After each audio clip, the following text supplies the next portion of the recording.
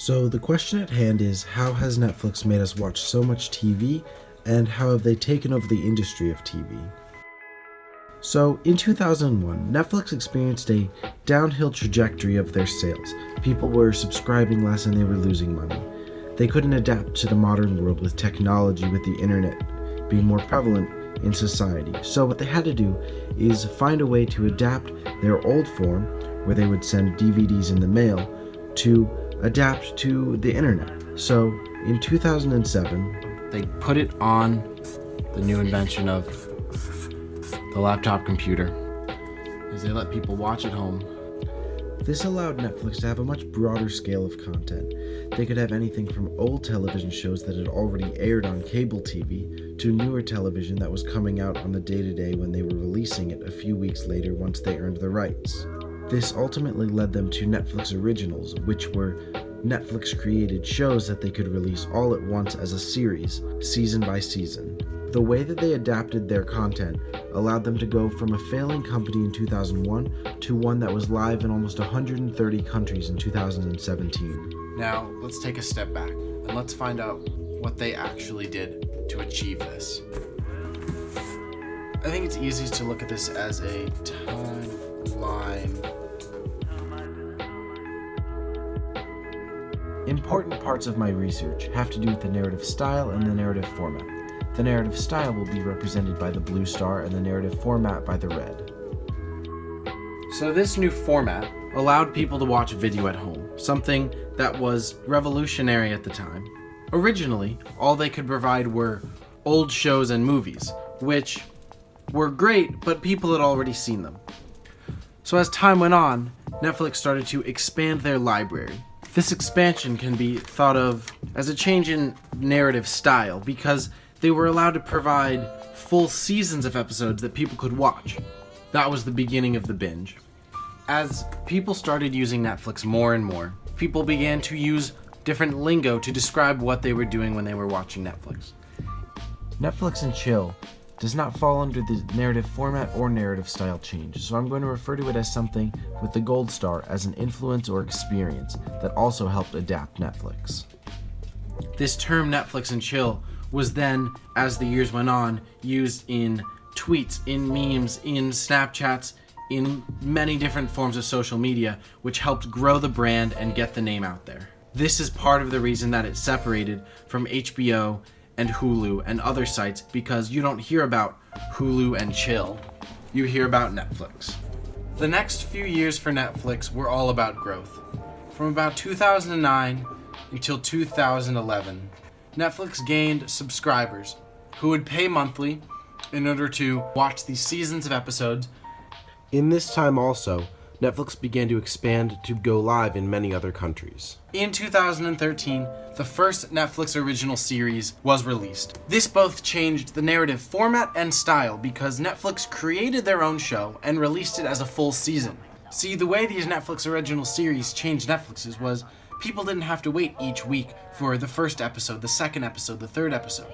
They were allowed to get all 10 episodes of the first season at once, and then they could watch it in however amount of time they wanted.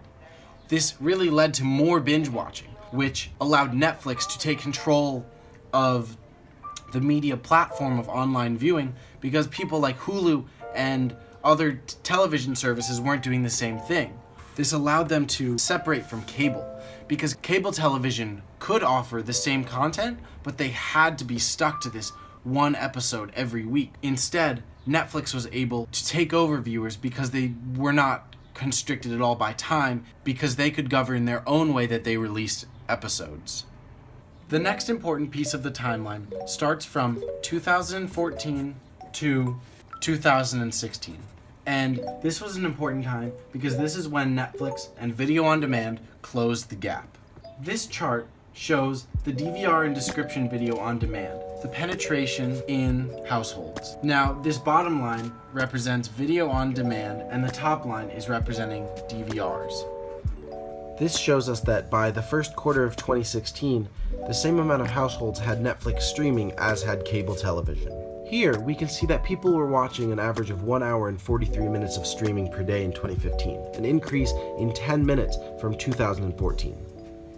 By this, we can tell that this idea of the Netflix original series and the idea of closing the gap used this influence and experience, the experience of more people watching, to increase the amount of viewership that Netflix had, and therefore increasing their audience and increasing how much video they could produce. Also in 2015, there were some very important changes to format.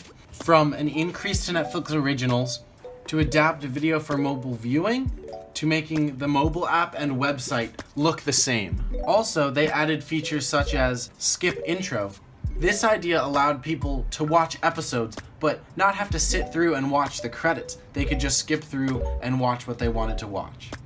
However, this did have a big impact, and what they had to figure out in early 2016 had to do with advertising.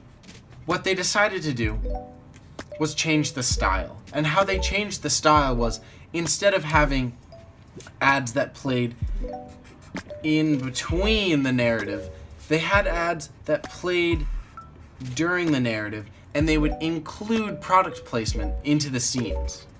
This allowed for advertisements to even grow, as seen in this figure here. These new ads were even preferred over the old type of ads because people would see them in the show and want to emulate what they saw on screen. They were able to increase the revenue, which allowed them to take over the industry. Now people were able to watch on their computer, on their phone, on their television, on any form where they could watch this media. It allowed them to experience so much more and enabled Netflix to continue to take over.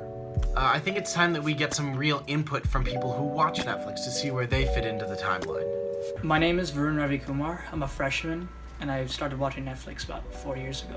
I'm Mike, and I am an entrepreneur who wants to drop out of school to start a business. I started watching Netflix probably when I was about 11 or 12, I'm gonna say. And would you consider yourself a binge watcher? Oh, I would absolutely consider myself a binge watcher. Yes, I definitely would. I feel I get the most enjoyment out of shows when I just get to watch them back to back because the information is fresh. I know myself to be a very obsessive person, and so when I get something on my mind, it becomes the only thing that I ever want to think about, and it kind of just gets blown out of proportion when I'm watching TV shows. So when I watch a TV show, I will sit and watch it for 15 hours at a time. So even though Mike began watching Netflix right almost when it came out, and Varun started watching Netflix only about 4 years ago in 2013, they both very much agree that Netflix and binge watching is what they most enjoy.